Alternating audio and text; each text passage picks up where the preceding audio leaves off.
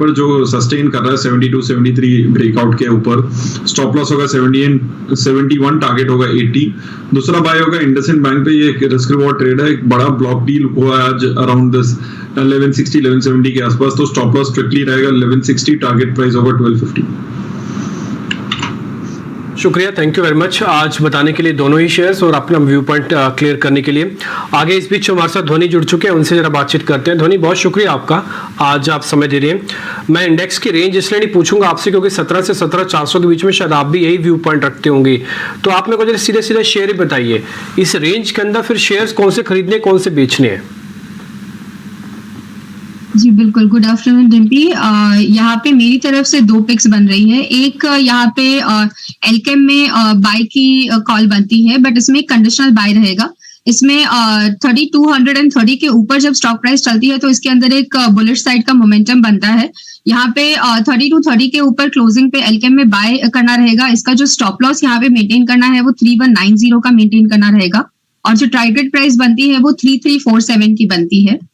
दूसरा कॉल मेरी तरफ से एक सेल कॉल रहेगा आइनॉक्स लेजर। इसके अंदर जो देख रहे हैं हम, तो मोमेंटम एक फिज आउट करता हुआ दिख रहा है, नीचे की तरफ में स्टॉक जो है वो फिसलता हुआ दिखेगा। यहाँ पे ऊपर की तरफ में इसका जो स्टॉप लॉस बनता है तो 513, क्योंकि उसके ऊपर एक breakout on the long side बनता है, बट वहां पे हम देख रहे हैं कि मल्टीपल कैंडल्स का एक रेजिस्टेंस बन रहा है, तो 513 का यहाँ पे स्टॉप लॉस मेंटेन करना रहेगा। करंट लेवल से इसको सेल कर सकते हैं। इसका जो फर्स्ट टारगेट बनता है तो 484 का फर्स्ट टारगेट बनता है। ओके, ठीक है। आप ये कह रहे हैं कि एक बार आईएनएक्स लेजर पे ध्यान रखें। एलकेम भी आपका एक शेयर था, आप लिस्ट में भी वो भी गिनवा रहे थे, तो इन दोनों शेयर्स पे जरूर आपको ध्यान रखना होगा। आगे बढ़ते हैं। तो नहीं, इस बीच आपको ऐसा लगता है कि मार्केट के अंदर रिलायंस अब पार्टिसिपेट कर सकता है? आपको ऐसा लगता है? रिलायंस यहाँ पे मुझे एक स्लगिश मूव देता हुआ ही दिख रहा है। करंटली हम जो इसके अंदर देख रहे हैं तो एक ऑलरेडी लोअर साइड की ही इसके अंदर ट्रेंड बनी हुई है। नीचे की तरफ में मुझे लग रहा है इसका और एक हमें डाउन मूव मिल सकता है वापस से, क्योंकि इसका जो रेजिस्टेंस लेवल नया बन रहा है वो 2445 का बन रहा है। उसके ऊपर स्टॉक में कोई भी एक अपसाइड का मोमेंटम यहाँ पे मिसिंग है। और आज के दिन में अगर हम देखें पर्टिकुलरली डेलीज पे, तो एक 200 और 50 पीरियड का जो मूविंग एवरेज है उसका नेगेटिव साइड का क्रॉसओवर बनता हुआ दिख रहा है। तो डेफिनेटली यहाँ पे एक सेल ऑफ इसमें देखने मिलेगा, जिसमें ज्यादा तो नहीं, बट सबसे पहला जो टारगेट रहेगा वो 2300 तक का जा सकता है। राइट, ठीक है। तो फिलहाल रिलायंस पर एक व्यू है, थोड़ा सा उतना जोश नहीं दिख रहा है धोनी की बात से भी, ठीक है। लेकिन इस बीच दूसरे कौन से काउंटर्स है जहां पर आप आज ट्रेडिंग बेट्स ले सकते हैं? क्योंकि हमने देखा कि पॉलीकैप जैसे काउंटर्स, यहाँ पर एक जेफरीज का जो रोड शो था उसमें कुछ काउंटर्स की बात हुई थी, और उसमें पॉलीकैप जैसे काउंटर्स की भी बात हुई थी, डिक्सन जैसे स्टॉक्स की बात हुई। तो डिक्सन लगातार मूव पर है कई दिनों से। क्या राजेश इस ऐसे एनवायरनमेंट में थोड़ी सी बेट्स सेफ देखें, या फिर ऐसी बेट्स देखें जिनके लिए trigger manufacturing, capex theme, made in India theme ज्यादा बढ़िया है? डिक्सन जैसे स्टॉक हम लगातार देख रहे हैं कि वो चल ही रहे हैं। प्रियंका जी, देखिए डिक्सन में अगर हम इसको short to medium term analyse करें तो स्टॉक में एक करेक्शन के बाद जो रिकवरी का फेज यहाँ पे देखने को मिला है। पिछले कुछ हफ्तों से स्टॉक ने एक अच्छा रिकवरी दिया है करेक्शन के बाद। हमें लगता है जिस तरीके के अब सेटअप यहाँ पे बने हैं स्टॉक में, 4150 4200 एक अच्छा सपोर्ट एरिया बन चुका है स्टॉक के लिए। अगर ये लेवल्स को होल्ड आउट करता है वॉलेटिलिटी के चलते भी, तो यहाँ पे जो एक अप ट्रेंड हमने पिछले कुछ हफ्तों से देखा ये कंटिन्यू होते हुए दिख सकता है। और स्टॉक में नेक्स्ट टारगेट जो बन सकता है वो करीब 4450 की तरफ आते हुए दिख सकता है। तो ओवरऑल हमें लगता है कि एक रिकवरी के बाद स्टॉक पे जिस तरीके से फॉर्मेशन बन रहे, 4150 का स्टॉप लॉस रख के पोजीशन बनाई भी जा सकती है, या जिनके पास पोजीशन है ऑलरेडी वो होल्ड कर सकते हैं 4450 के टारगेट के लिए। इंटरेस्टिंग है आप जो बात बता रहे हैं, प्रियंका ने बिल्कुल ये सही शेयर पूछा है। एक्चुअली अपने बेस पे है, अगर आप इसको देखेंगे ये इसका प्रीवियस बेस है और उसके बाद ये इसका सेकंड बेस है। ये बेस तो इसने बना दी, लेकिन इसके नीचे क्या हुआ, इसके नीचे एक अपवर्ड राइजिंग चैनल है। हर बार ये ऊपर की गति आता हुआ और इसने फाइनल इस ब्रेक को पार करने के बाद अब ये सेकेंड बेस बना रहा है। इसका मतलब यह है कि इसके नीचे की जो लाइन है इसको सब भूल जाओ आप, सिर्फ 2 ही चीज़ें याद रखो कि पुरानी जगह पर बार बार आके सपोर्ट लेता है और पुल पुल बैक स्ट्रॉन्ग दिखाने की प्रोबेबिलिटी हाई बन गई है, वॉल्यूम भी है, इसलिए जितना सपोर्ट के आसपास खरीदेंगे बेनिफिट होगा। दोनों एवरेजेस के सपोर्ट में खड़ी हैं, पहले रेजिस्टेंस था, पहले वाले बेस में आप देख रहे होंगे दोनों लाइनें ऊपर हैं और इस बार वाले बेस में दोनों लाइनें नीचे हैं, तो इस बार सपोर्ट पक्का वाला है। इसलिए मैं राजेश जी की बात के साथ एग्री करता हूं कि शेयर चल सकता है। डिक्सन टेक्नोलॉजीज लिस्ट में लिख के रखिए, ये एक आपको कुछ एक दिनों में एक अच्छा मूवमेंट दिखा सकता है। डन। बिल्कुल। और आज कुछ और वो काउंटर्स भी देखे डिब्बी, सुबह भी हम डिस्कस कर रहे थे कॉनकॉर, एससीआई, बीएमएल जैसे काउंटर, शिपिंग कॉर्पोरेशन आप सुबह से देखें, डिसइन्वेस्टमेंट का ट्रिगर है। जब ये कोई न्यूज इससे रिलेटेड आती है, कोई आईडीबीआई से रिलेटेड न्यूज आई और उसके बाद आप देखें इन सारे काउंटर्स में फिर से एक मोमेंटम है। इस स्पेस, इस ट्रिगर के लिहाज से एससीआई, कॉनकॉर, हालांकि कंटेनर कॉर्प भी क्या होता है कि कुछ दिन चलता है जब इस बात की बात हो रही होती है और उसके बाद फिर फ्रिजल आउट हो जाते हैं। इस स्पेस में से अगर किसी पर थोड़ी सी भी डिपेंडेंसी बढ़ रही हो तो कौन सा स्टॉक होगा ध्वनि आपके लिस्ट पे, आपके रडार पे, बाइंग रडार पे? जी बिल्कुल, जैसे आपने कहा यहाँ पे कॉनकॉर का स्टॉक है, उसी पे मैं स्पेशली यहाँ पे एक ध्यान खींचना चाहूंगी, क्योंकि इसका अगर हम देख रहे हैं ओवरऑल डेली चार्ट पे तो जो मोमेंटम बना है नीचे के अंदर, जो इसका सपोर्ट लेवल बना है वो काफी अच्छा बना है। 665 का लेवल बनता है जहाँ पे बार बार इसने सपोर्ट लिया है मल्टीपल नंबर ऑफ टाइम्स, जहाँ पे हम देख रहे हैं कि 3 बार यहाँ पे इसका सपोर्ट ले चुका है और इसे हम पॉइंट ऑफ पोलैरिटी का भी एक कॉन्सेप्ट यहाँ पे बनता है, क्योंकि वहां पे उसके ऊपर जब ये स्टॉक चला है तो वहां पे एक अच्छा बेस बना है। तो कॉनकॉर में करंट लेवल से हम बाय कर सकते हैं। इसका एक हम कंजर्वेटिव टारगेट जो फर्स्ट यहाँ पे लेके चलेंगे तो हम 775 का लेके चलेंगे। उसके ऊपर इसके अंदर मोमेंटम और बनते से दिखती है, जहाँ पे 755 तक का टारगेट अचीवेबल है। नीचे जैसे मैंने कहा तो एक अच्छा बेस बना हुआ है 665 के लेवल्स पे, तो उसे हम स्टॉप लॉस लेके चलेंगे।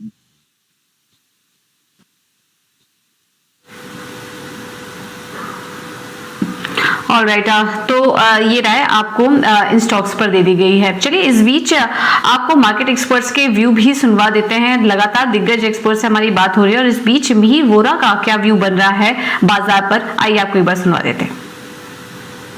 हम कहेंगे market wait and watch zone में है एज पर माय ओपिनियन, क्योंकि जैसे आपने कहा कि जो ग्लोबल अनसर्टेनिटीज है वो काफी ज्यादा है और ये अभी कम होने के आसार कम है, बिकॉज जिस तरह से यूक्रेन में सिचुएशन पैन आउट हो रहा है, ऑयल प्राइसेस, ओपेक भी बहुत ही टाइट रख रहा है सप्लाई को, और सबसे ज्यादा बड़ा वेरिएबल जो हमारे लिए ऑयल प्राइसेस है। तो इस तरह से लग रहा है कि जो ग्लोबल स्लोडाउन है खास करके डेवलप्ड मार्केट्स में वो काफी शार्प है और 1-2 क्वार्टर लग रहा है कि पेन रहेगा in terms of economic growth.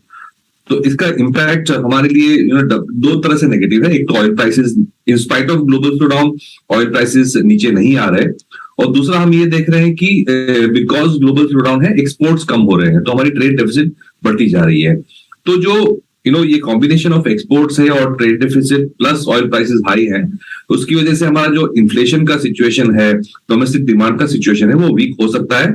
और आरबीआई ने इसको अच्छी तरह से एक्नॉलेज किया है और हम देख रहे हैं कि आरबीआई का भी जो रवैया है काफी हॉकिश है। तो 1-2 क्वार्टर मुझे लगता है कि मार्केट में कॉशियस रहना चाहिए। इंडिया को मैन्युफैक्चरिंग हब बनाने की जो थीम है वो बहुत ही स्ट्रांगली पैन आउट हो रही है। दूसरा एक बड़ा जो इनिशिएटिव लिया है गवर्नमेंट ने, जो डिफेंस में, जो डिफेंस को इंडिजिनाइज करना है, लोकल प्रोक्योरमेंट करनी है, जो ग्लोबल सप्लाईज आ रही है उनको भी बोल रहे हैं कि आप इंडिया में उसको मैन्युफैक्चर करना शुरू करें, तो ये भी एक बहुत बड़ी थीम है। तो इसमें जो सेगमेंट्स आते हैं, capital goods, construction, equipment manufacturers, defence companies, वो हमारे जो पोर्टफोलियो में है एज ऑफ नाउ ओवरवेट है। हम काफी बुलिश हैं ये थीम पे, क्योंकि हमें लगता है कि जो नेक्स्ट 5 साल में जिस तरह का इन्वेस्टमेंट आ सकता है इंडिया में गवर्नमेंट के।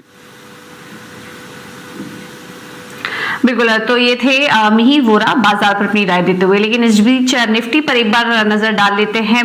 गिरावट बढ़ रही है और 17,100 जिसको कि होल्ड करने की बाजार कोशिश कर रहा था, अब वो भी तोड़ दिया है निफ्टी ने और 17,100 के नीचे भी अब आ चुका है। करीब 150 अंक नीचे निफ्टी इस वक्त कारोबार कर रहा है। कमजोरी बढ़ रही है। डिवीज लैब देखिए करीब 4-5% नीचे आ चुका है। IndusInd bank, Eicher, JSW steel, Nestle अपने दिन के निचले स्तर पर कारोबार कर रहा है, तो ये कुछ ऐसे स्टॉक्स हैं जिनकी वजह से दबाव बढ़ता जा रहा है। डिम्पी, 17,100 का भी लेवल तोड़ चुका है निफ्टी, अब क्या यहाँ से गिरावट और बढ़ सकती है? एक पुरानी कहावत देखी होगी, आपका दिल तब ज्यादा टूटता है जब आपको जिससे बहुत ज्यादा उम्मीदें होती है ना, जिससे बहुत ज्यादा प्यार होता है, वो आखिरकार आपका दिल ज्यादा तोड़ते हैं। कुछ मार्केट के साथ आज वैसा ही हुआ है। आईटी से कल बहुत उम्मीदें थी, टीसीएस के नंबर बहुत अच्छे आए, लेकिन मार्केट को आज जो आईटी का बिहेवियर दिखा ना, वो बहुत अच्छा नहीं दिखा। आज आप शुरू से ही पहले 10 मिनट से ही आपको लग गया था कि आज मार्केट में आईटी मूड खराब करने के लिए आया। टिपिकली आप आईटी का इंडेक्स देख रहे हैं, इस समय 1.25% नीचे है। आप कोरिलेट कर दीजिए, निफ्टी भी दिखा दीजिए, आपको क्लियर हो जाएगा कि आईटी की ही बदौलत आज हम निफ्टी के अंदर डेज लो टेस्ट कर रहे हैं। बिल्कुल सेम टू सेम चार्ट आपको दिखेगा। एक और चीज, एक कन्विक्शन और लेस हो रहा है, वो बार बार जो ट्रेडर्स काम करते हैं ना, उनको निफ्टी पे डिस्काउंट दिख रहा होगा। हालांकि डिस्काउंट प्रीमियम में कोई बड़ी बात नहीं है, ये होता ही है अमूमन, लेकिन फिर भी जब आपका कन्विक्शन स्ट्रांग होता है ना, टिपिकली आपको प्रीमियम देख के खुशी होती है कि डी फ्यूचर्स के अंदर पोजीशन नहीं है। तो यहाँ पे डिस्काउंट है, वो थोड़ा हैवी है, वो करीब है 18 पॉइंट के। बाद फ्यूचर की प्लेट लेके आएंगे तो आपको दिख जाएगा वो डिस्काउंट भी। यही एक थोड़ी चिंता की बात है। राजेश जी, वैसे जब तक 17,000 एक मेजर वाला पॉइंट है, उसको नहीं ब्रेक करता, कोई वैसी मेजर की क्रैक आपको दिख तो नहीं रहा ना। ये रेंज है, ठीक है, आज रेंज की लोअर एंड को वापस से टेस्ट करें, कोई बड़ी बात तो नहीं है ना। तो देखिए डिम्पी जी, डेटा में तो अभी भी 17,050 के लेवल इंटैक्ट है और हमें लगता है कि ये लेवल को होल्ड आउट करना चाहिए। जो भी अगर मार्केट ये लेवल भी तोड़ता है तो उसके पीछे रीजन ग्लोबल क्यूज ही होंगे। अगर वहाँ कोई बड़ी गिरावट होती है और वहाँ पे कुछ नेगेटिविटी बनती है तो ही ये लेवल ब्रीच होंगे, एटलीस्ट फॉर ये वीकली एक्सपायरी के लिए। तो हमें लगता है कि वीकली एक्सपायरी के हिसाब से तो 17,000 एक अच्छा सपोर्ट एरिया बना हुआ है और अभी तक के डेटा में वो पुट राइटर्स का बेस वहाँ पे अभी भी इंटैक्ट है। और बैंक निफ्टी में भी हम देखें तो 38,800 के आसपास अच्छा सपोर्ट यहाँ पे पुट राइटर्स के बेस के अकॉर्डिंगली यहाँ पे बनता हुआ दिख रहा है। तो हमें लगता है कि मार्केट जरूर होल्ड आउट करने की कोशिश करेगा। और आप देख रहे हैं पूरे थ्रू आउट द सेशन भी देखें तो दोनों डायरेक्शन में मार्केट में स्विंग देखने को मिल रहे हैं। हालांकि पॉइंट्स के नजरिए से देखें तो वो छोटे ही स्विंग है, लेकिन मार्केट जब भी डिप ले रहा है तो वहां से एक बाइंग इंटरेस्ट वापस लोअर साइड पे बना हुआ है। तो मार्केट होल्ड आउट करने की कोशिश तो कर रहा है, लेकिन रेंज ब्रेकआउट हमें लगता है थोड़ा सा अभी डिफिकल्ट है मार्केट के लिए। ये रेंज में ही फंसा रहेगा। तो निफ्टी के ट्रेड और जब भी लेने होंगे तो वो एक कॉन्ट्रा ट्रेड ही होगा, आप डायरेक्शनल ट्रेड नहीं ले पाएंगे क्योंकि वो एक रेंज में ट्रेड कर रहा है। तो हायर बैंड पे जब भी आपको लगेगा कि आप मार्केट ब्रेकआउट करेगा, वहां से सप्लाई वापस बनते हुए दिखेगा, तो आपको डिप्स में कॉन्ट्रा ट्रेड लेके ही इस तरीके के मार्केट को प्ले करना पड़ेगा। तो एक्चुअली पुट बेस यानी बेस तो दिख रहा है 17,000 पे, और आप रीजन भी देखें, इंडिया विक्स 20 के नीचे ही है। भले ही आज पॉजिटिव साइड पे हो, लेकिन जब तक 20 के नीचे है तब तक आप ज्यादा फियरफुल तो ना ही हो। लेकिन ये बात भी ठीक है क्योंकि रेंज में रहकर एटलीस्ट ना ऑप्शन बायर पैसा कमा रहा होगा ना ऑप्शन सेलर कमा रहा होगा। एक्चुअली एक ही टेबल में बैठे दोनों पैसा नहीं कमा रहे होंगे। अगर आप अहम ट्रिगर को वापस से दिखाएंगे ना, तो सारे जो हमने अहम ट्रिगर बनाया वो इसी चीज को ही दर्शा रहे थे कि आप इंडेक्स को छोड़ दो। आज कहाँ इंडेक्स के चक्कर में फंसे हो आप। आज हमने सुबह सुबह ही कहा था कि इंडेक्स ऐसा चर्न करेगा कि ऑप्शंस राइटर्स और ऑप्शंस गेनर जो है, बायर है, वो टिपिकली दोनों मर सकते हैं, पुट वाले भी और कॉल वाले भी। यही थोड़ी देर पहले राजेश जी आपको बता रहे हैं कि छोटे छोटे स्विंग जो है ना, वो दोनों को घबराहट दे रहे हैं। टीसीएस के अच्छे नतीजे आने पर आईटी ने मूड खराब किया। इंडिया विक्स 20 के नीचे तो दायरे में रहेगा। एफआईएस की होल्डिंग कम है तो इसलिए आपको मरने भी नहीं देगा, तो आपको जीने भी नहीं देगा, मरने भी नहीं देगा। ये कुछ वैसे वाला कंसेप्ट है, इसलिए इसको छोड़ दीजिए इंडेक्स को। इंडेक्स के अंदर भी बहुत बड़ी दुनिया है जो आज मार्केट के अंदर आपको ट्रेड करते हुए दिखेगी। खैर, मैं कुछ एक और शेयर पे आया था, ध्वनि से पता कर लेते हैं, फिर पूजा और भी पता करेगी अलग से अलग शेयर्स। ध्वनि, एक बार जरा फेडरल बैंक को देखोगे आप, ये ना बहुत क्रिटिकल जगह पे वापस से आ गया। 120-122 वाली रेंज पे चला तो बहुत अच्छा चलेगा, अगर सरेंडर कर गया तो 15 रुपये टूट सकता है। एक बार जरा आप देख के बताइए। आज तो मार्केट को एक कॉन्ट्रा प्ले चल रहा है आज तो। जी बिल्कुल, आज इसका जो कॉन्ट्रा प्ले है वो थोड़ा सा एक क्वेश्चनेबल यहाँ पे बन रहा है क्योंकि ऊपर की तरफ पे यहाँ पे एक रेजिस्टेंस लेवल बन रहा है 125 के लेवल्स के पास। वहां पे अगर हम ऑप्शंस डेटा भी देख रहे हैं तो कॉल राइटिंग काफी अच्छी हो चुकी है, करीब 86.6 लाख तक की वहां पे ऑप्शन सेलिंग हो चुकी है कॉल्स की। तो वहां पे एक अच्छा रेजिस्टेंस यहाँ पे बन रहा है। इसके ब्रेकआउट पे ही इसके अंदर कोई भी एक लॉन्ग साइड की ट्रेड इनिशिएट करी जा सकती है। अभी फिलहाल इसका हम शॉर्ट साइड का ट्रेड भी इनिशिएट नहीं कर सकते क्योंकि मार्केट नीचे फिसल रहा है बट ये अपनी स्ट्रेंथ यहाँ पे लगाए हुए है। तो जैसे इसके अंदर हम नीचे की तरफ में देखते हैं कि हमें 120 के नीचे कोई भी एक ट्रेड देखने को मिल रही है, तो इसके अंदर एक शॉर्ट साइड की ट्रेड बन सकती है, जिसमें हम वापस से इसके जो नीचे तक की तरफ के लेवल है 110 की तरफ के, वो वापस से टेस्ट करते हुए दिखेंगे। बट अभी फिलहाल इसको एक नो ट्रेड जोन में ही लगा के रखे तो बेहतर रहेगा।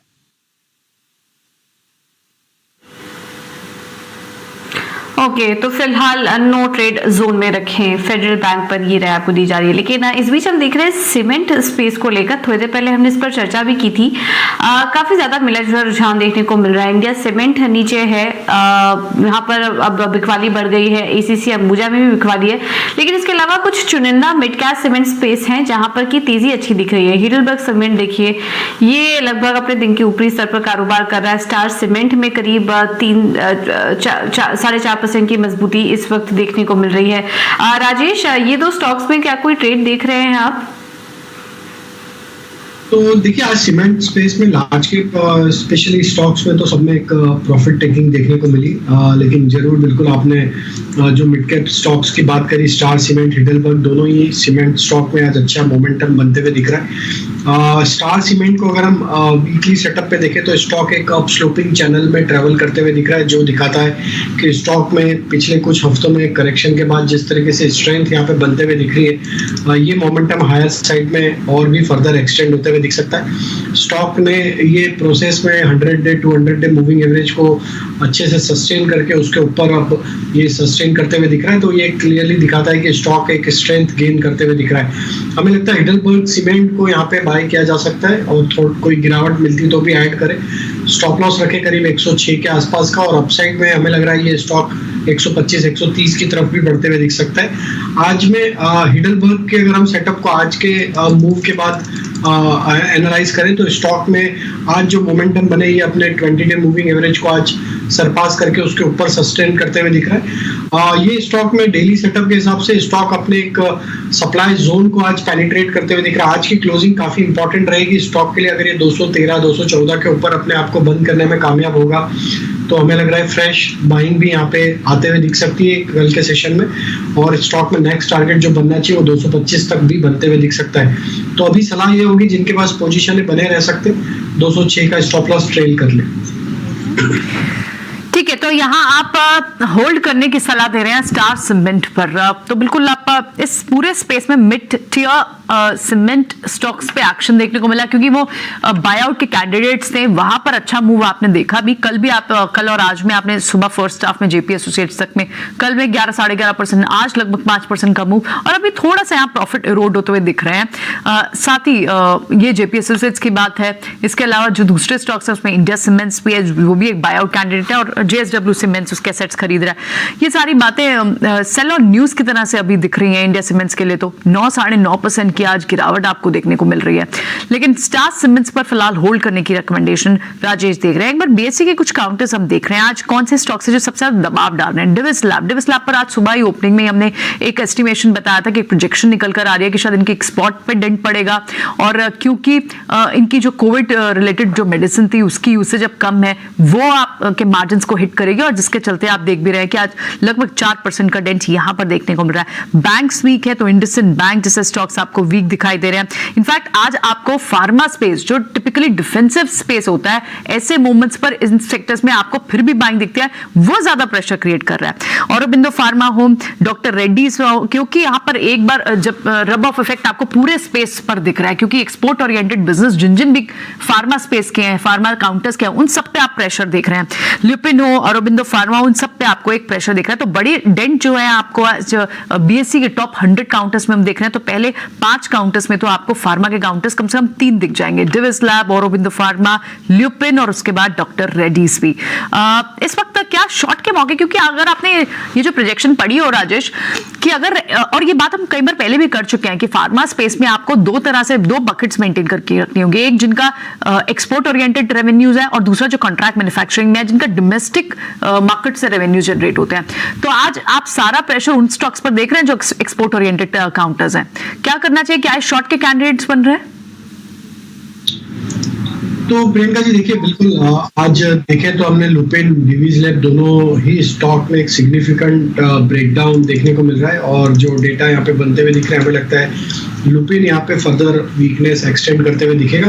पिछले कुछ दिनों में जरूर एक रिकवरी बनी थी स्टॉक में बट अगेन हायर साइड पे जिस तरीके से वापस से स्टॉक ने ये 4th कंसेक्यूटिव डे है जहाँ पे एक लोअर लो फॉर्मेशन बनते हुए दिख रहे हैं जो क्लियरली दिखाता है कि स्टॉक एक वीक जोन की तरफ वापस बढ़ते हुए दिखेगा और 660-650 तक की डाउन साइड हमें लगता है शॉर्ट टर्म बेसिस पे आते हुए दिख सकती है लुपिन में।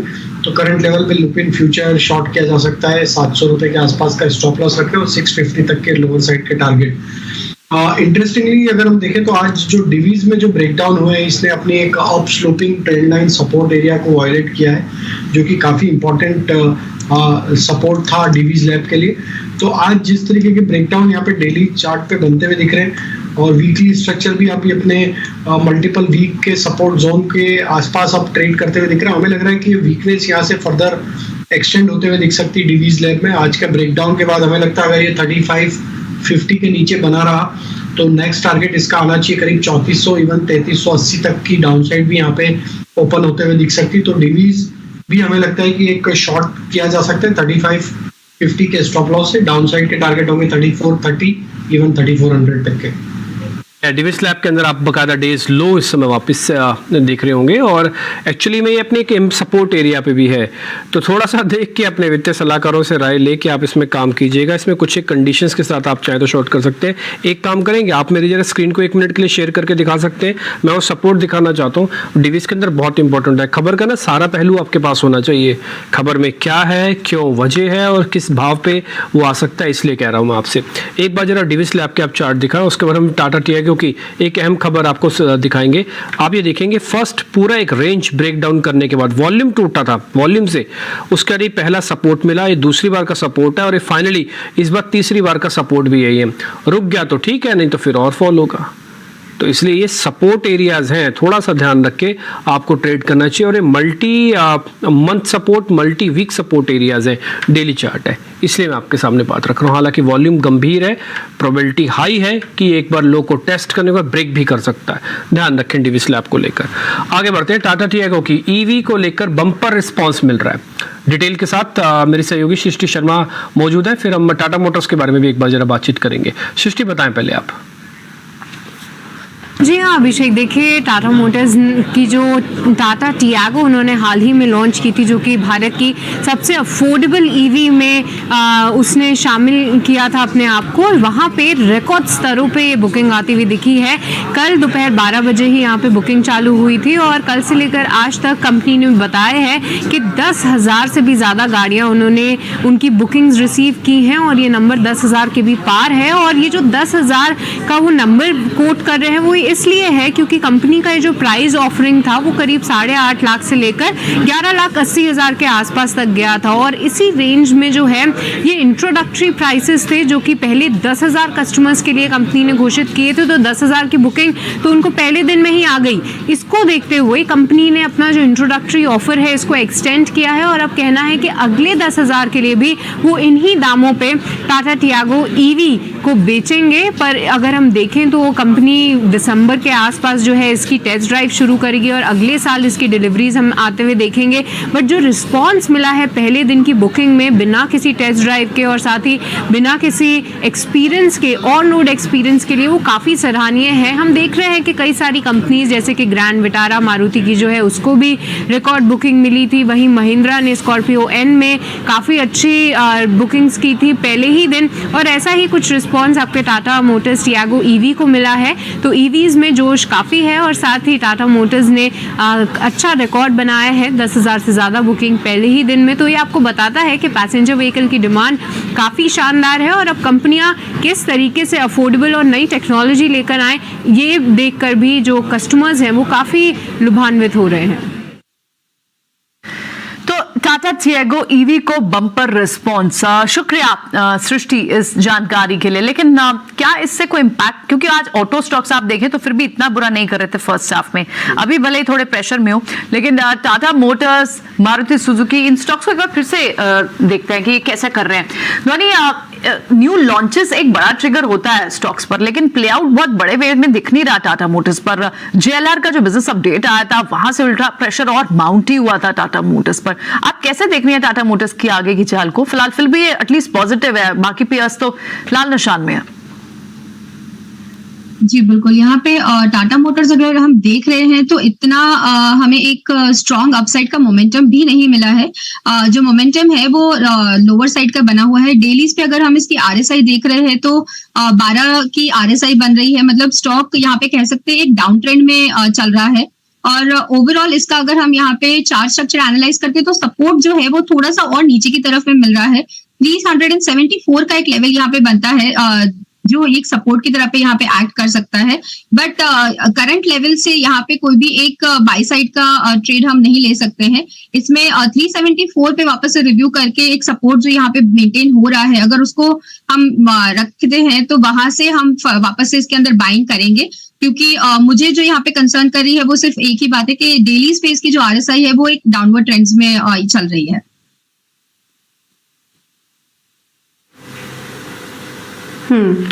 बिल्कुल। देखिए आज ऑटो स्टॉक्स दबाव में भी हैं और मारुति, आयशर सभी अपने दिग्गज स्तर पर इस वक्त कारोबार कर रहे हैं। चलिए इस बीच कुछ और भी स्टॉक्स जहां पर कि फिलहाल एक्शन बनता हुआ नजर आ रहा है, उसमें एक बार रूट मोबाइल को देखिए। यहाँ पर अच्छी तेजी बन रही है और ये स्टॉक भी दिन के ऊपरी स्तर पर आ चुका है। आज ही आज का करीब 50 अंकों की तेजी इस स्टॉक में दिखी है। राजेश जी, सुबह जिसने इस स्टॉक में ट्रेड ले लिया होगा, अच्छी तेजी भी दिखी है, अब उसे एग्जिट कर लेना चाहिए या फिर कल के लिए इसे होल्ड कर सकते हैं? तो पूजा जी देखिए, स्टॉक में आज का जो मूव बना है ये अपने एक फॉलिंग ट्रेंड लाइन को आज ये पेनिट्रेट करते हुए दिख रहा है। स्टॉक में आज के मूव में ये प्राइस एक्शन बना है, स्टॉक अब अपने 20 डे मूविंग एवरेज को भी क्रॉस करते हुए दिख रहा है। स्टॉक में ऑलरेडी एक करेक्शन का दौर हमने पिछले कुछ हफ्तों में ऑलरेडी देखा है। अभी की रिकवरी के फेज में यहाँ पे स्टॉक आते हुए दिख रहा है। यहाँ पे ये थर्ड वीक है जहाँ पे स्टॉक में एक स्ट्रेंथ बनते हुए दिख रही। तो हमें लगता है कि करेक्शन के बाद स्टॉक में एक बाइंग इंटरेस्ट लोअर साइड पे बना है और स्टॉक एक रिकवरी के फेज में आते हुए दिख रहा है। हमें लगता है यहाँ से थोड़ा मोमेंटम और अपसाइड का एक्सटेंड होते हुए दिख सकता है। डेली सेटअप के हिसाब से हमें लग रहा है स्टॉक में अब यहाँ पे 1390 के आसपास अपना स्टॉप लॉस ट्रेल कर ले जिनके पास भी पोजीशन है। और अपसाइड में अगर आज की क्लोजिंग ये 1420 1425 के ऊपर करता है तो नेक्स्ट टारगेट जो इसका आ सकता है अगले 1 या 2 ट्रेडिंग सेशन में वो होना चाहिए 1480 के आसपास। तो बने रहे 1390 के स्टॉप लॉस से। ओके ठीक है, तो आपको एक स्टॉप लॉस के साथ फिर से बने रहने की रिकमेंडेशन है रूट मोबाइल पे। आगे बढ़ते हैं। TCS के नंबर्स तो ठीक थे लेकिन मार्केट से निराशा हुई। अब 13 अक्टूबर को इन्फोसिस के भी नंबर आने वाले हैं, तो एक काम करते हैं, इन्फोसिस के नंबर कैसे आ सकते हैं पहले अपने सहयोगी से एक बार ये समझ लेते हैं। धोनी आप एक काम कीजिएगा, जरा इन्फोसिस को लेकर ना एक बेहतरीन सी रणनीति हमारे लिए बता के रखिए कि ठीक नंबर से पहले आप यहाँ ये स्टॉप लॉस, ये ऑप्शन, ये कॉल या ये फ्यूचर या ये कैश में इसको ऐसे ऐसे अपने डिजाइन कर लो। जब तक आपके पास पूरा समय है हम अपने सहयोगी से एक बार समझ लेते हैं कि इन्फोसिस को लेकर रिव्यू क्या कहता है, माफ कीजिए प्रीव्यू क्या कहता है। आइए समझते हैं शरद से। शरद बताएं। जी बिल्कुल, इन्फोसिस जो है 13 अक्टूबर को आपके ऑफकोर्स अपनी Q2 अर्निंग्स और बाईबैक इन दोनों पे विचार करने वाली है। अब देखा जाए तो जो कैपिटल एलोकेशन पॉलिसी होती है वहाँ पे लगभग 85% जो प्रॉफिट की है वो जो है डिस्ट्रीब्यूट करेंगे, तो इस पे ज़रूर आप फोकस रखेंगे। और इसके अलावा जो बाईबैक साइज़ का जो एस्टिमेशन है आप कह सकते हैं ब्रोकरेजेस का, वो लगभग 10,000 करोड़ से 15,000 करोड़ के ऊपर है। अब याद रखिएगा कि जून तिमाही में जो है कंपनी के जो कैश लेवल्स देखा जाए तो लगभग 35,000 करोड़ के जो है कैश लेवल्स देखने मिले हैं, तो उस वहीं से जो है बाईबैक देखने मिलेगा। और FY23 के लिए भी जो है जो डिविडेंड होती है पहले अंतरिम डिविडेंड, उस पर भी विचार करने वाली है। लेकिन अब बाईबैक हिस्ट्री बता देते हैं, ये चौथा बाईबैक होगा इन्फोसिस का। और बाईबैक की हिस्ट्री हम बताते हैं तो लास्ट बाईबैक जो था वो सितंबर को हुई थी 2021 में, और वहाँ पे बाईबैक लगभग 9,200 करोड़ का बाईबैक देखने मिला था। और जो शेयर की है बात बाईबैक प्राइस वो देख सकते हैं 1648 रुपीज़ प्रति शेयर का था, ये ओपन मार्केट द्वारा था। और सारे बाईबैक्स अगर आप देखें हिस्टोरिकली तो 18 से लेकर 25% का जो है प्रीमियम पे चल रहा है। अगस्त 2019 को भी हुई थी 8,260 करोड़ की बाईबैक, और ये जो पहले जो लास्ट 2 बाईबैक हुए हैं वो ओपन मार्केट के जरिए हुए थे। और दिसंबर 2017 में जो है टेंडर रूट के हुई थी और बड़ी बाईबैक हुई थी ऑलमोस्ट 13,000 करोड़ रुपए की। तो ये बहुत एक इंटरेस्टिंग डेवलपमेंट आ रहा है। और एक बात और बता देते हैं कि आपके लिए जो बाईबैक क्यों ज़रूरी होता है। तो सबसे पहले जो ऊंचे भाव पे जो है कंपनियां शेयर्स वापस खरीदती हैं, और इस ये जो होती है निवेशकों के लिए तो बहुत एक इम्पॉर्टेंट जो है कह सकते हैं कॉर्पोरेट एक्शन होता है। और इसके अलावा जो है उनको फ़ायदे भी मिलते हैं, और ये होती है आपकी टैक्स की जो एफिशिएंसी है उसको लेके है। तो ऑफकोर्स जो है टैक्स में एडजस्टमेंट होती है, और इसके कारण जो है एक बायबैक की एक अच्छी रिटर्न्स भी दिखने मिलती है। तो एक ऑफकोर्स आईटी कंपनीज में जहाँ पे कैश लेवल्स हैवी होते हैं तो वहाँ पे बायबैक्स कॉमन होते हैं। तो राय नहीं है कि नंबर्स के अलावा इस बार जो सबसे ज़्यादा वेटेज दी जा रही है वो बायबैक को दी जा रही है इन्फोसिस के, इसलिए पूरी हिस्ट्री आपको मेरे सहयोगी शरद आपको बता रहे थे। हमने एक चीज़ जो नोटिस की बड़ी इंटरेस्टिंग थी इसी के अंदर ही कि आपको कम से कम 25% का एवरेज प्राइस से ऊपर का प्रीमियम पे बायबैक आता है। खैर ये नंबर्स भी आप अपनी स्क्रीन पर समय देख पा रहे होंगे, जिनका आय का अनुमान है जो हम एक्सपेक्ट कर रहे हैं वो करीब 6% बढ़ के आएगा। डॉलर टर्म्स में जिसको हम कॉन्स्टेंट करेंसी कहते हैं करीब वो 3% बढ़कर आएगा। अगली प्लेट आप दिखाएं, आप उसके अंदर मार्जिन ज़्यादा जरूर, तो फिर करेंगे कैसे। यूएस में आता है 3.5% का, हम तो आधा ही हिलते डुलते हैं, आप ऐसा ही मान के चलिए। खैर कोई बात नहीं, विप्रो के नतीजे आने वाले हैं, एक बार नतीजे पहले पूजा से समझ लेते हैं और उसके बाद फिर आप ध्वनि से भी जानेंगे कि विप्रो में क्या करना चाहिए। एक बार पूजा आप बताएंगे विप्रो के नंबर्स कैसे आ रहे हैं। विप्रो में इस बार इंपॉर्टेंट होगी मार्जिन के नंबर्स। मार्जिन में हमारा अनुमान है कि कुछ यहाँ पर दबाव देखने को मिल सकता है, और इसके अलावा गाइडेंस क्या होगी ये भी काफ़ी इंपॉर्टेंट होगा देखना। फाइनेंशियल्स की बात करें तो रूपी टर्म्स में जो ग्रोथ रहेगी वहाँ पर 5% की ग्रोथ देखने को मिल सकती है। डॉलर टर्म्स में 2% की ग्रोथ देखने का अनुमान है। एबिट मार्जिन 15.2% के पास देखने को मिल सकते हैं। मुनाफे में करीब 4% की गिरावट देखने का अनुमान है। अब कंपनी ने जो 1 महीने की सैलरी हाइक ली थी उसकी वजह से मार्जिन पर असर पड़ेगा। सप्लाई साइड प्रेशर भी काफ़ी ज़्यादा रहेंगे, ट्रैवल कॉस्टिंग के बढ़े हुए रहेंगे, उन तमाम फैक्टर्स का असर मार्जिन पे दिखेगा।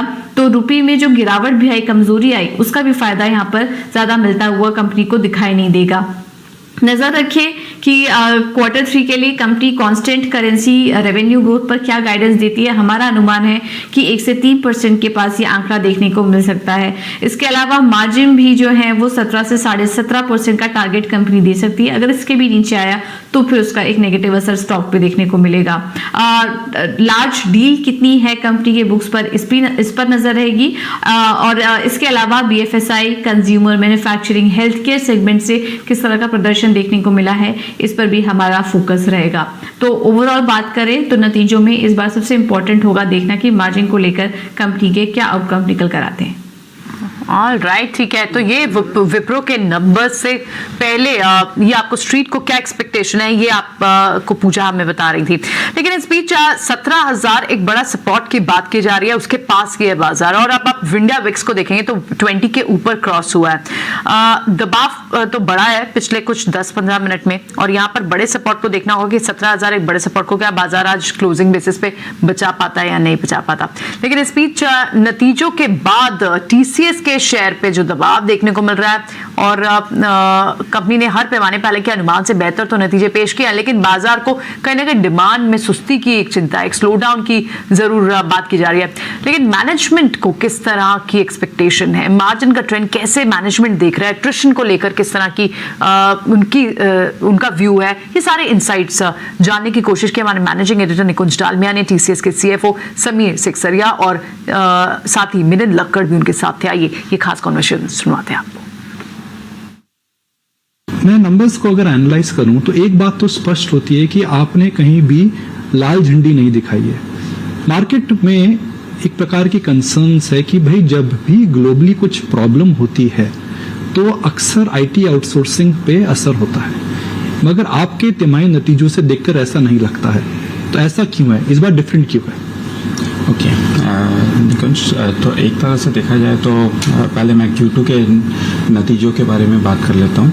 हमारे नतीजे, हमारा ग्रोथ अच्छा रहा है, एंड सबसे बड़ी बात यह है कि ग्रोथ अच्छे प्रॉफिटेबिलिटी के साथ आया है। और और ये काफ़ी ब्रॉड बेस रहा है, सारे ही इंडस्ट्रीज और जोग्राफीज के अक्रॉस हमको मिड टीन्स के करीब मोस्टली ग्रोथ देखने में आ रहा है। आपका ये जो क्वेश्चन है कि रिफ्लेक्ट क्यों नहीं हो रहा है, आई थिंक सबसे बड़ी बात यह है कि टेक्नोलॉजी इज़ मोर पैंडेमिक के बाद सारी कंपनीज ने क्या एक्शन हो रहा है इस पे बताने के लिए मेरी सहयोगी वमाक्षी मेरे साथ जुड़ रही है, उसका ध्वनि आपको बताएंगे गुजरात फ्लोरो में आपको करना क्या है। एक बार वमाक्षी बताएं क्यों एक्शन में है ये शेयर। जी बिल्कुल, गुजरात फ्लोरोकेमिकल्स अपने पीयर कि यहाँ पर एक अच्छी स्ट्रॉन्ग मूव है। और एक और नया डेवलपमेंट जो कैनरा बैंक से जुड़ा हुआ ये रहा कि कंपनी ने नई डिपॉजिट स्कीम लॉन्च की है और ये एक स्पेशल टर्म डिपॉजिट स्कीम है, लगभग 667 दिन के लिए रहेगी और ग्राहकों को लगभग 7 से 7.5% का सालाना ब्याज भी मिलेगा, जिसमें से आम आदमी को 7%, वरिष्ठ नागरिकों को लगभग 7.5%। तो एक special term deposit scheme launch करी है। और एक बार इस स्टॉक पर भी लॉन्ग टर्म व्यू और एक शॉर्ट टर्म व्यू दोनों ले लेते हैं। राजेश, शॉर्ट टर्म में भी लगातार ये ट्रेडर्स की रडार पर आया है स्टॉक, लेकिन इसे पोजिशनली भी एक बहुत स्ट्रॉन्ग बेट कहा जाता है। आप 2 टारगेट्स दें अगर एक ट्रेडर जो उसे कुछ समय के लिए रखना हो और पोजिशनली अगर कोई रखता है स्टॉक को, तो उसके लिए क्या टारगेट्स होने चाहिए? तो देखिए, कैनरा बैंक में अगर हम लॉन्ग टर्म सेटअप देखें तो स्टॉक में जो पिछले कुछ महीनों में हमने देखा कि स्टॉक ने एक रिकवरी का ट्रेड दिया है और जिस तरीके से अब यहाँ पे लॉन्ग टर्म चार्ट यहाँ पे बनते हुए दिख रहे हैं, हमें लगता है यहाँ पे इम्पोर्टेंट जो सपोर्ट एरिया है इस स्टॉक के लिए वो है करीब 205 के आसपास। तो लॉन्ग टर्म सेटअप के हिसाब से अगर ये 205 के ऊपर ही बना रहा तो स्टॉक में एक स्ट्रेंथ कंटिन्यू रहेगी और अपसाइड में फिर स्टॉक में लॉन्ग टर्म बेसिस पे जो टारगेट आना चाहिए वो करीब आना चाहिए 270-280 की तरफ ये स्टॉक बढ़ते हुए दिख सकता है। नियर टर्म सेटअप में अगर इसको एनालाइज करें तो स्टॉक ऑलमोस्ट अपने 200 डे मूविंग एवरेज के सपोर्ट के आसपास ही पिछले 4-5 ट्रेडिंग सेशन से ट्रेड करते हुए दिख रहा है और उसको होल्ड करने की कोशिश कर रहा है। हमें लगता है प्राइस एक्शन के हिसाब से अभी स्टॉक में जो इंपॉर्टेंट लेवल है वो करीब है 218 के आसपास। अगर ये 218 के लेवल को तोड़ता है तो यहाँ पे थोड़ा प्रेशर और एक्सटेंड होगा और नीचे में स्टॉक में फिर 212-210 तक की जगह बनते हुए दिखेगी। तो जो लॉन्ग टर्म ट्रेडर है उनके लिए वो अपॉर्चुनिटी बनेगी अगर 210 की तरफ फिसलता है तो वापस से एक्यूमुलेट एंड बाय करने की, क्योंकि हमें लगता है इसके लॉन्ग टर्म सेटअप में तो स्टॉक में जो स्ट्रेंथ बनी है ये कायम रहेगी।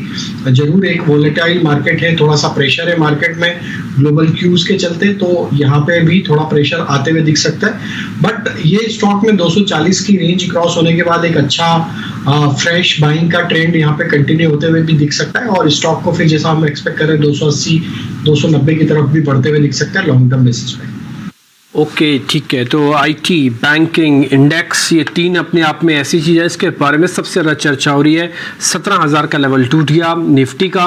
कैनरा बैंक यानी कि बैंकिंग का दिग्गज है सरकारी बैंकों में, उस पर एक व्यू पॉइंट आपको मिल गया। ऑल दो वैसे भी ये डेज लो पे है, लेकिन एक स्कीम है इनकी जिसमें 7% का आपको इंटरेस्ट मिलेगा। और तीसरी बात हो रही है बार बार आईटी की, जिसलिए निकुंज जी ने जो बात की वो भी अभी आपने सुन ली है। इन तीनों चीज़ों से हटकर एक जगह और भी है जहाँ पर काफ़ी एक्शन है, वो है केमिकल स्पेस। गुजरात फ्लोरो में क्या एक्शन हो रहा है इस पे बताने के लिए मेरी सहयोगी वमाक्षी मेरे साथ जुड़ रही है, उसका ध्वनि आपको बताएंगे गुजरात फ्लोरो में आपको करना क्या है। एक बार वमाक्षी बताएं क्यों एक्शन में है ये शेयर।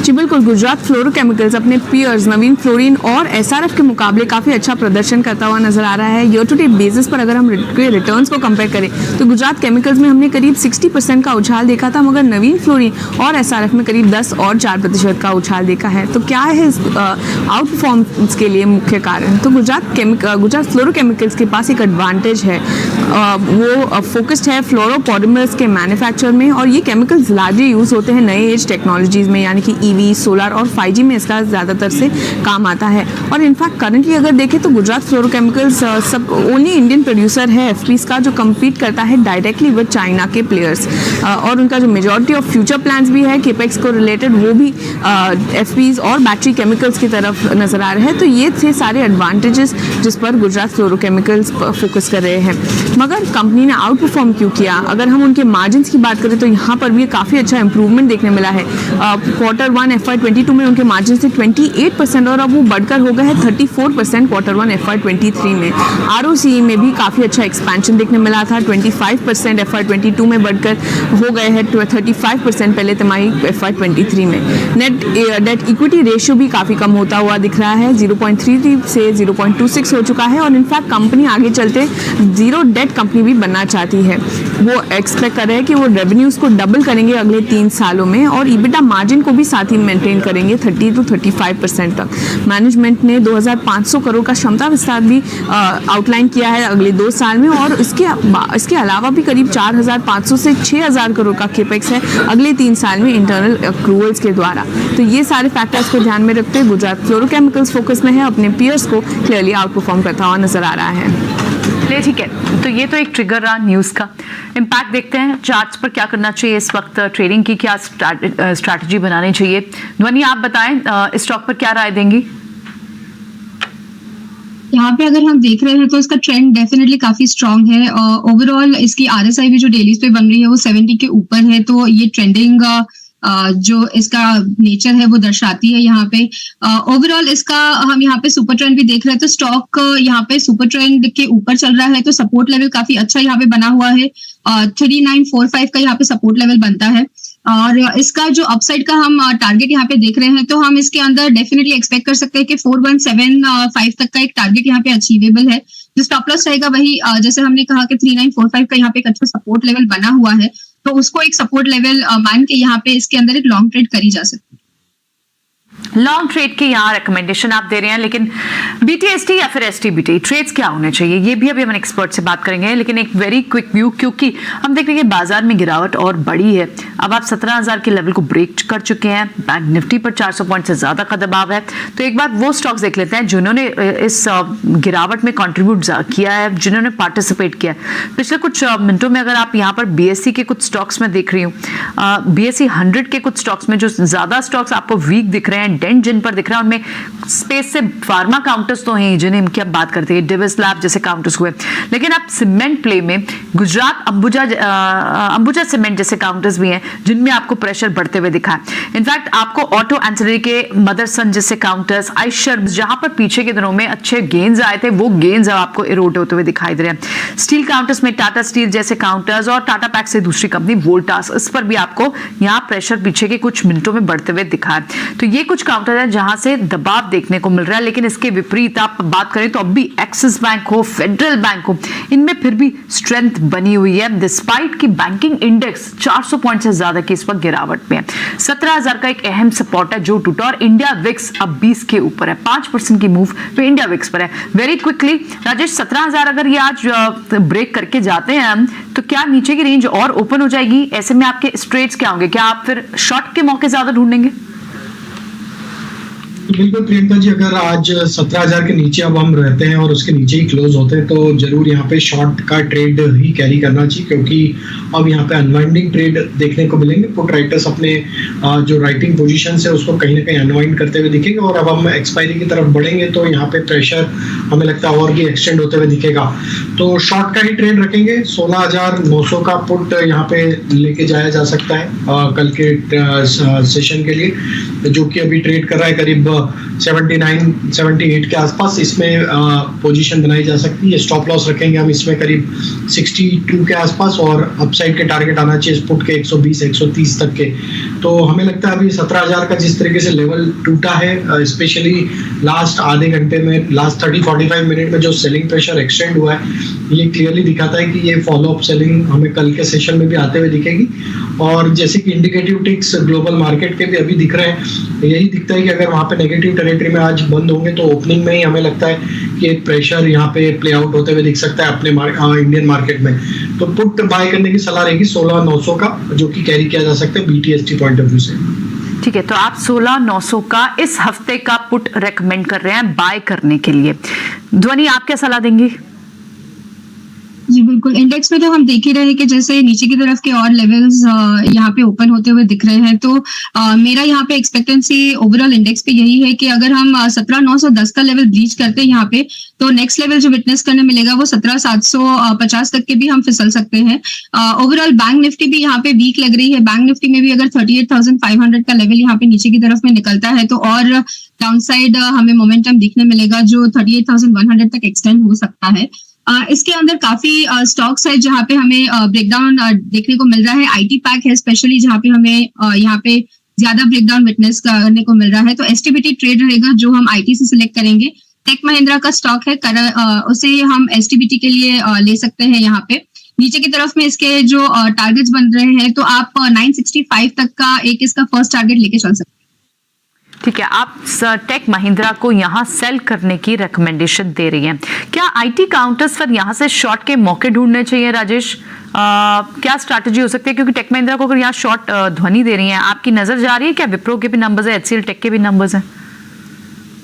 देखिए, नंबर्स के पहले कोई भी ट्रेड लेना थोड़ा डिफिकल्टी है, क्योंकि जिस तरीके से नंबर्स में टीसीएस ने भी डिसअपॉइंट किए नंबर के बाद भी, बावजूद भी अच्छे रिजल्ट, अच्छे एक्सपेक्टेशंस के बावजूद भी स्टॉक ने नेगेटिव ही यहाँ पे प्राइस एक्शन डिस्प्ले किया, डिस्पाइट कि इन्फोसिस का बायबैक अनाउंसमेंट का भी अनाउंसमेंट के बाद भी उसमें भी नेगेटिविटी बनी। तो हमें लगता है कि थोड़ा सा डिफिकल्ट प्ले है, नंबर के बाद ही मेजर रिएक्शन देखने को मिलेगी। अभी के जो सेटअप बने हुए आईटी स्टॉक्स में, ऑलमोस्ट सभी स्टॉक्स में एक रेंज बाउंड ही सेटअप बने हुए विथ नेगेटिव बायस। तो व्यू तो अभी भी स्टिल नेगेटिव है, क्योंकि रिकवरी यहाँ पे सब्सटेंशियल नहीं बन पाई किसी भी आईटी स्टॉक्स में, specially large cap IT stocks में। तो हमें लगता है कि यहाँ पे थोड़ा रिस्की जरूर होगा। टेक महिंद्रा पे हमारी नजर जरूर है, यहाँ पे वीकनेस जरूर बनते हुए दिख रही है। लगता है कि ये स्टॉक में और सेलिंग प्रेशर एक्सटेंड होते हुए दिखेगा, ऑलमोस्ट अपने प्रीवियस स्विंग लो के आसपास ट्रेड कर रहा है। तो ये एक स्टॉक है जहाँ पे हमें लगता है कि शॉर्ट का ट्रेड लिया जा सकता है, कैरी किया जा सकता है। 1025 का स्टॉप लॉस रखे फ्यूचर में, और लोअर साइड के टारगेट 970 960 तक भी आते हुए दिख सकते हैं। ठीक है, तो टीसीएस पर यहाँ पर एक शॉर्ट सेल दिख रहा है आपको, साथ ही टेक महिंद्रा पर शॉर्ट सेल दिख रहा है आपको, वॉच आउट करना होगा। लेकिन अभी आप यूएस मार्केट्स को, यूएस फ्यूचर्स को देखें तो वहाँ पर भी आपको बड़ी गिरावट दिख रही है, और इसका इम्पैक्ट क्लियरली आपको बाजार पे इंडियन मार्केट्स पर भी दिख रहा है। यहाँ से अगर हम बाइंग के मौके अगर ढूंढना चाहिए, जो सेफ बेट्स की बात की जाए तो फार्मा भी सबसे सेफ जो माना जाता था, फार्मा बेट्स आपको इस वक्त डिफेंसिव के तौर पर बन सकते हैं राजेश?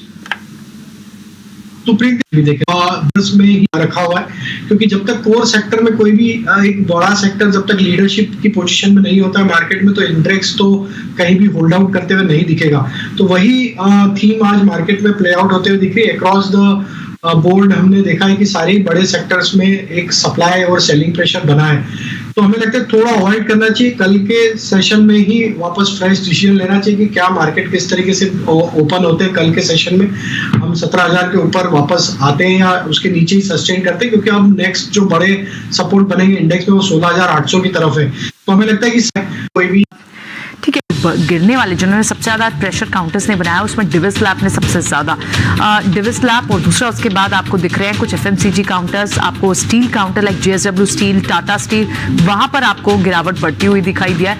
यूएस मार्केट्स के हेडविंड्स का बहुत फर्क पड़ता है, ग्लोबल इंडेक्स का फर्क पड़ता है, यूएस डॉलर इंडेक्स का फर्क पड़ता है, और वो आपको क्लियरली दिख रहा है। इसके अलावा बाजार को जो डिसअपॉइंटमेंट टीसीएस के नंबर से वो आपको रिजल्ट सामने दिख रहा है। एचसीएल, टेक महिंद्रा, चाहे आप इन्फोसिस की बात करें, यहाँ से 2 से 2.5% की गिरावट यहाँ इन काउंटर्स में देखने को मिल रही है।